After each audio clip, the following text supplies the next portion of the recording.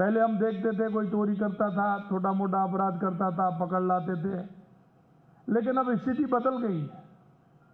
बदलती हुई स्थिति में हमको भी बदलना होगा और हमको बदलने के लिए वो सारे प्रयास करने होंगे, आधुनिक संसाधन भी हमें जुटाने होंगे। और मैंने पहले दिन ही कहा था कि जो आवश्यकता हो, पुलिस महकमा के लिए जो आवश्यकता हो, आधुनिक, चाहे वो किसी भी तरह के संयंत्र हमें स्थापित करने पड़े जिससे अपराध रुके। हमें साधन और संसाधन के बिना हम काम नहीं कर सकते। मैं हमेशा कहता हूं कि जब तक व्यक्ति के हाथ पैर मजबूत नहीं होंगे वो किसी भी काम में सफल नहीं होगा। हमें अपने आप को मजबूत करना होगा। उन साधन संसाधन उनको भी हमने जो आवश्यकता के हैं उनका उपयोग करते हुए अपराध में कमी लानी होगी।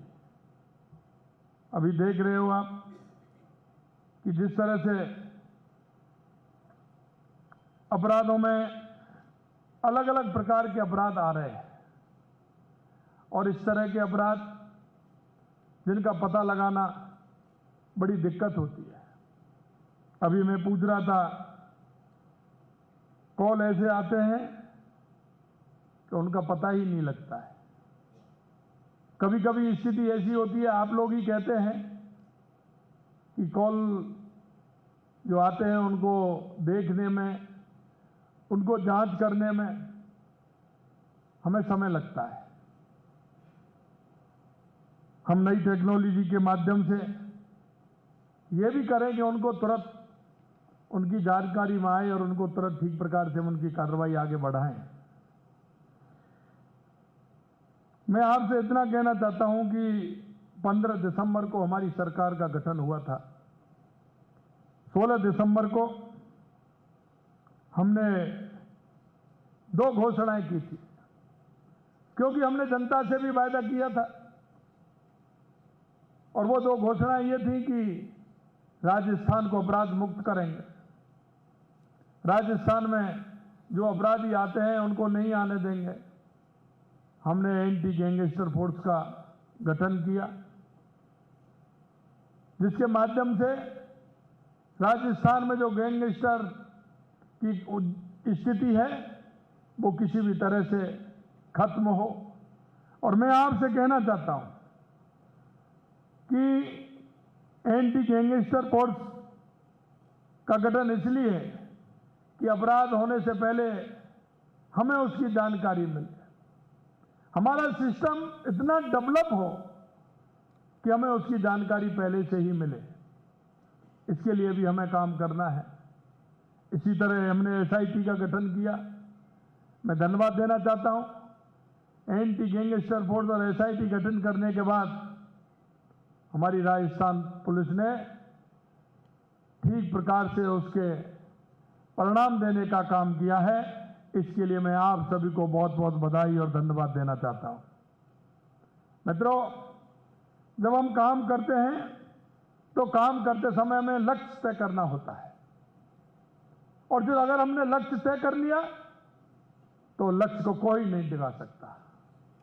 लेकिन लक्ष्य तय करने से पहले हमें सोचना होगा कि जो लक्ष्य हमने तय किया है इसके लिए हमें क्या क्या परिश्रम करना होगा और उस परिश्रम के आधार पर हमें हमारी पुलिसिंग को ठीक प्रकार से किस प्रकार से कर सकते हैं ये भी हमें करना होगा। मैं उम्मीद है मुझे 2 दिवसीय कार्यशाला के दौरान पुलिसिंग के सभी आयाम पर विस्तृत चर्चा होगी। आज हमारे सामने कई तरह की चुनौतियां हैं और उन चुनौतियों के माध्यम से हमें निकलना होगा, क्योंकि विशेष समूह है। कभी धार्मिक कट्टरपंथा भी हमारे सामने आती है तो कभी हमारे सामने वो घटनाएं आती हैं जो साइबर क्राइम जैसी घटनाएं हों। उन घटनाओं को रोकने के लिए जिस तरह का प्रयास राजस्थान में किया है, विशेषकर मेवात में किया है, इसकी काफ़ी सराहना है। मैं इसके लिए भी आपको धन्यवाद देता हूं। साइबर क्राइम के रूप में हमारे सामने अगर सही मायने में कहें तो एक राक्षस जैसा मुंह फाड़े खड़ा है कि जो साइबर क्राइम की स्थिति पूरे देश के अंदर बढ़ती जा रही है। हमें इसके लिए, मैंने कहा था कि इसके लिए हमें कोई अभियान चलाना चाहिए और उस अभियान के माध्यम से ऐसे लोगों को अगर कड़ी सजा मिलेगी तो निश्चित रूप से साइबर क्राइम भी हमारा कम होगा। लेकिन इसमें मैं एक बात और हमेशा कहता हूं, ये साइबर क्राइम में कभी कभी दोनों व्यक्ति दोषी होते हैं। हमारे मेवात में होता है, उन सभी को पता है कि यहाँ जगह जगह पुलिस ने लिखा रखा है कि नक्कालों से सावधान, सोने की ईंट खरीदने से बचें। लेकिन फिर भी लोग उसके जाल में आ जाते हैं। कई लोग तो मैंने ऐसा देखा है कि मेरे पास कई सिफारिश में आते थे, वो कहते थे कि हमारे साथ धोखा हो गया। क्या धोखा हो गया? कि साहब हमको ये सोना दे करके गया था, पीतल निकल गया। अरे वो तो धोखा दे के गया, लेकिन आप भी तो उसको धोखा दे रहे थे। आप भी तो 1 लाख के माल को 5,000 रुपए में खरीद रहे थे, तो उससे बड़े दोषी तो आप भी हैं।